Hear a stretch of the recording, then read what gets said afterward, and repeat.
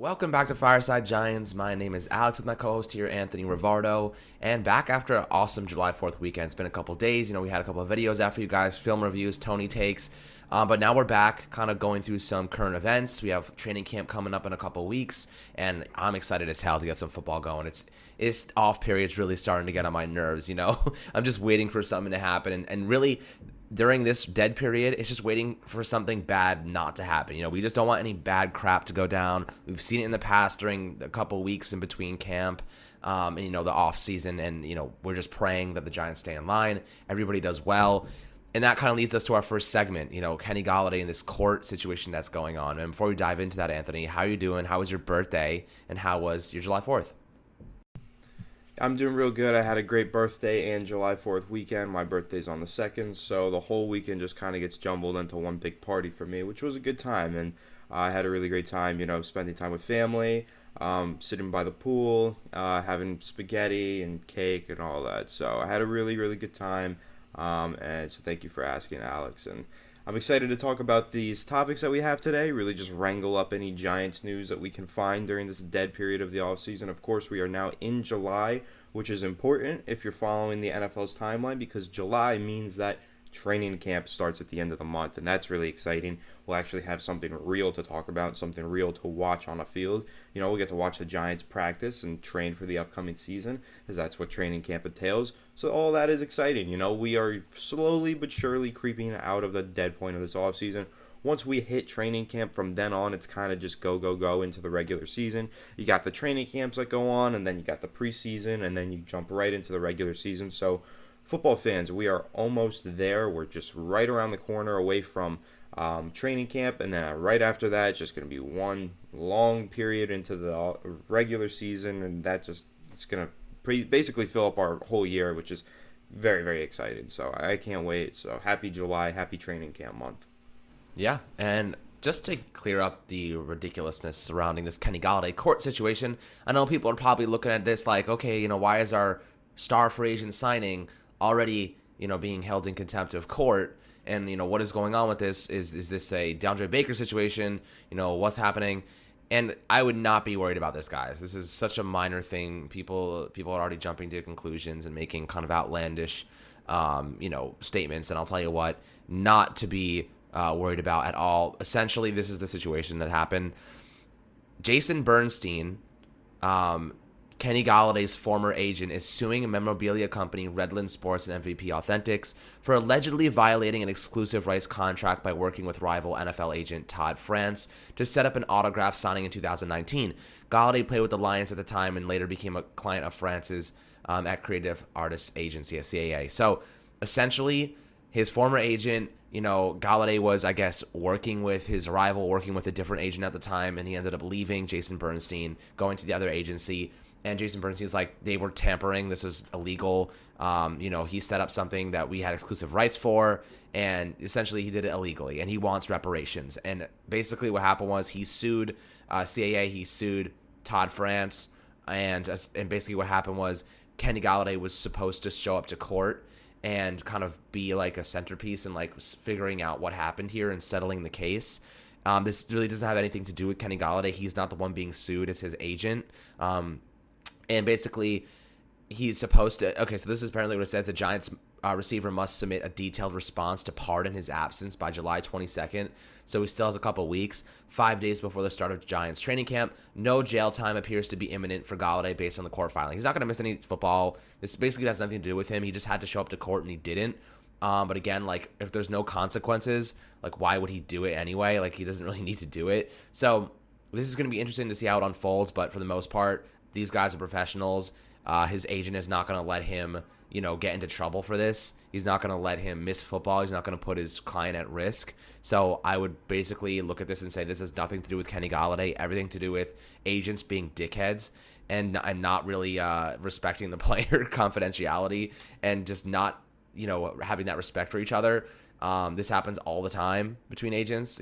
This guy leaves this agent, he goes to that agent, they sue him for breaking contract, whatever, blah, blah, blah. It happens all the time. So I wouldn't be worried about Kenny Golladay. This is a pushover. This is nothing.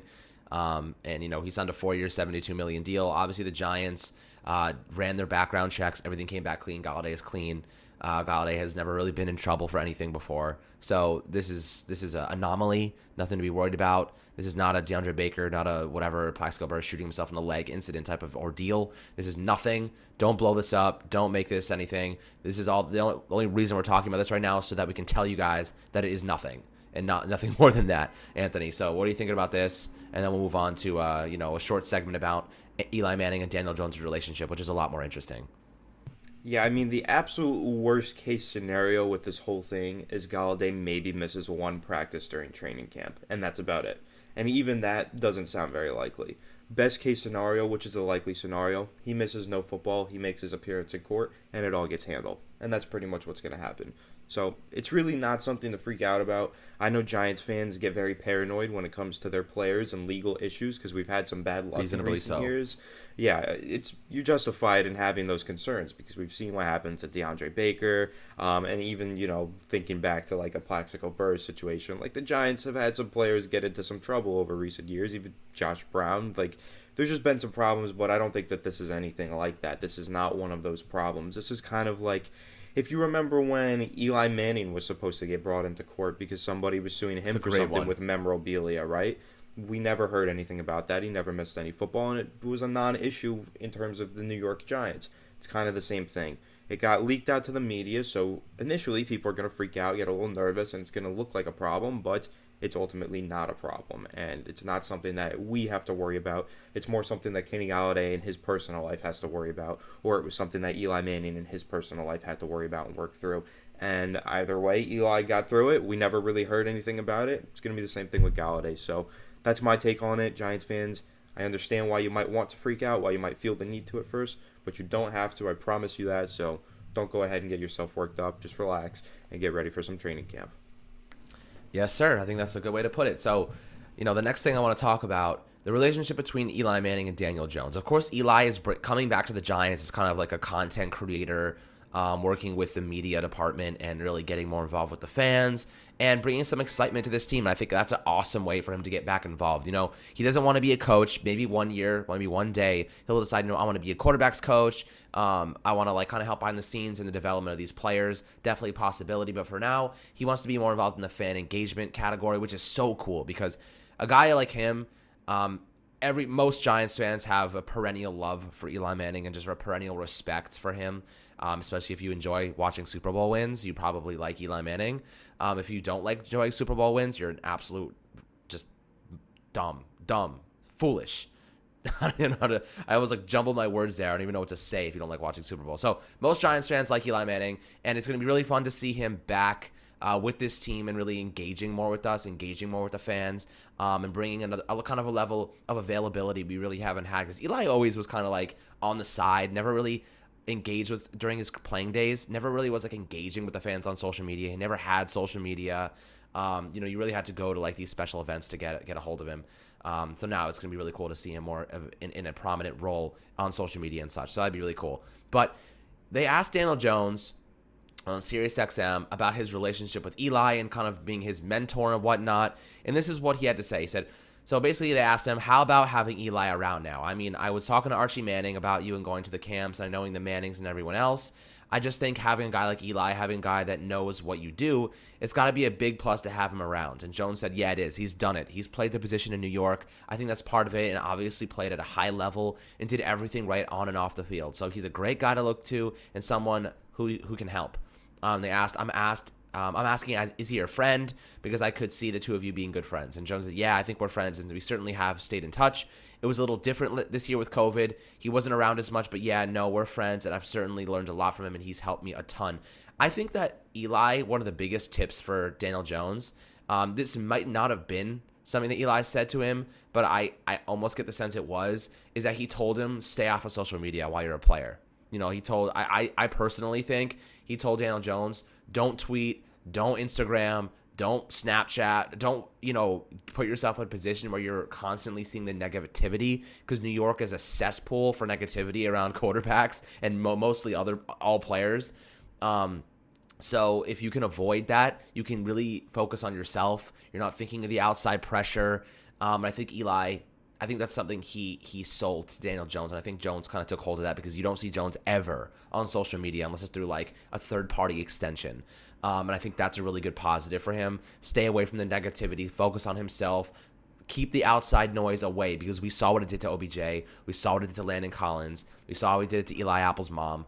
Everybody was affected by the social media in some way, one way or another. And I think for the most part, DJ staying off of it is the best thing you can do, especially in New York, Anthony. So when you're looking at Eli and DJ, do you notice anything maybe that DJ learned from Eli that kind of stands out? Or do you think, he's kind of still treating this as a mentorship? You think Manning is still going to help him now being back with the organization? How do you see those two kind of meshing in the future? I don't think Eli's going to have too much involvement with Daniel Jones or any of the players on the roster just because he is kind of in that fan engagement role, so it's not really his job to do anything with the players. I know that him and Daniel Jones are like friends, so of course I'm sure they text each other, they have dinner sometimes, and I'm sure Eli Manning gives him great advice and helps him the best he can. But I don't think, now that he's in the stadium, that he's necessarily going to be on the practice field talking to Daniel Jones or anything. That's just not his job. He doesn't get paid to do that. One thing that I'll say, though, with Eli Manning in this fan engagement role, I think it's kind of funny because New York Giants fans have said in the past, we don't have a mascot, we don't need a mascot. Or some fans have said, why don't we have a mascot? We should get a mascot. Well, now Eli Manning is basically our mascot. He's the one in the stands cheering on the fans. He's basically the New York Giants mascot right now, and I think that's kind of just funny to me. But yeah, I think his fan engagement role is really exciting. Another takeaway that I have is this is a man who, throughout his entire 20-year NFL career, never tweeted once. But now, all of a sudden, he's like the social media guy for the New York Giants. Again, just another funny takeaway, another funny moment and piece to add to the legacy of Eli Manning, whose career has just been full of just questionably hilarious moments, right? So I just think it's really awesome. I'm excited to see Eli back in this role. Of course, excited for him to have his jersey retirement ceremony. I know that's going to be a really fun game. I'm going to that. Let me know, any Giants fans, if you're going. Maybe we'll do fan meetup or something. I'm really excited for that game and just excited for Eli Manning to be back with the Giants this year. Of course, I think this would have happened last year, but COVID happened, so there were no fans in the stadium. So what really could Eli do? He can't really just stand there in the middle of the stadium by himself cheering on for nobody, right? So, but I do think it's really exciting that fans are going to be in the stadiums. Eli's going to be in the stadiums. Eli's like the most beloved New York Giants player of all time.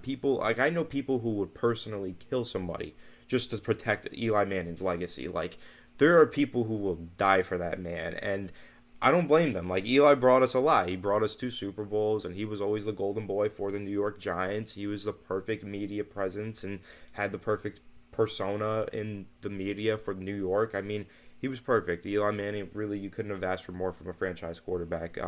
And going forward, it's just going to be exciting seeing him working with the team again, seeing him involved with the Giants again, and seeing him involved with fans, some more, because fans just love Eli, and I'm sure he's going to have a lot more opportunities to get to know some fans, speak with some fans, and do more fan engagement activities. And I think that's all just going to be super exciting as a whole for this fan base. And really inviting him back into the fold, not like he ever left, but now he's really part of the team again, which is just awesome. I love Eli, and I love the fact that he's back with the team, and I'm looking forward to seeing what he's got up his sleeve for these fan engagement activities. Me too, man. And I think did you already buy your tickets for the Falcons game? I did not buy the tickets yet because you and I have to coordinate where we're sitting and what we're doing, but I did buy my tickets up to fly to New York. I got the plane tickets, so I'm going for sure. All right, yeah. So we'll try if you're watching, if you guys want to do a meetup or something at the Falcons game, because I imagine a lot of people are going to want to go to that game because it is Eli Manning's ceremony, retirement for his jersey and whatnot. So that'll be pretty cool. Maybe we'll do like a little tailgate or something. We'll have some fun. Enjoy that game. Hopefully we emerge victorious and just trample over the Falcons. So we'll see. We'll have to get some tickets for that. We'll keep you guys updated on what we do, but it'd be really fun to meet up with some of you guys and really, if you'll welcome us into your tailgating sessions, we would love to partake, bounce around a little bit, have some fun. I think that would be a cool little thing to come meet up with you guys. So we'll talk about that in the future. We'll let you guys know where we're sitting and let you guys know, where we're going to be. So that's really cool. But yes, Eli Manning and the Daniel Jones mentorship. I'm praying to the good lords that Daniel Jones pans out. We did record a video a couple days ago. I think it dropped yesterday or maybe Saturday about his turnovers from last year, and they're ugly. The turnovers are ugly, but there was one major takeaway from it, and it was that he was trying to play hero ball. He was trying to compensate for the loss of Saquon, the offensive line faltering. They really needed to score points, and he was throwing up passes that he shouldn't have, making decisions that were obviously rushed and miscalculated. And for the most part, I think those are going to go away. I think, or at least not go away, but lessen to a degree. And I think the insertion of Golladay, of course, Saquon coming back, John Ross, and all these other weapons, and we now have hopefully a better offensive line, will contribute considerably toward his efficiency and production next year. And I think the third year of a quarterback's development is usually the biggest jump. And we saw it with Josh Allen last year when getting Stephon Diggs. And mind you, Buffalo, their offensive line, while good, was not expected to be as good as it was last year. And they had Darryl, what was his name? Williams, their right tackle. Williams. Yeah, Darryl Williams. They did not anticipate him being as good as he was. Ended up, being a great starting right tackle for them. And they signed him to an extension, So you never know. Coaching, chemistry, continuity all plays a big part in offensive line success. Rob Sale, Pat Flaherty here. Matt Parrott gaining a lot of muscle mass. Andrew Thomas, looking a lot better. And I'm hoping that we take this step forward because Daniel Jones will directly show better play because of it. So, guys, thank you for tuning in to Fireside Giants. Just talk a little bit about Eli, Kenny Golladay, nonsense that we should completely ignore. DJ, and hopefully we'll be going to some games this year. We'll meet you guys in the parking lot, have some burgers, have some dogs, some beers, have some fun. I'm looking forward to that very much because I think it's been a long time, and I know we want to hang out with you guys because that's part of this community that we're trying to build, my friends. So thank you so much as always. I hope you guys had a fantastic July 4th weekend. Spend it with friends and family. Had some good weather, and I hope you guys enjoy the rest of your week. So we'll catch you guys on the next episode. Make sure to subscribe below, and we'll see you guys later.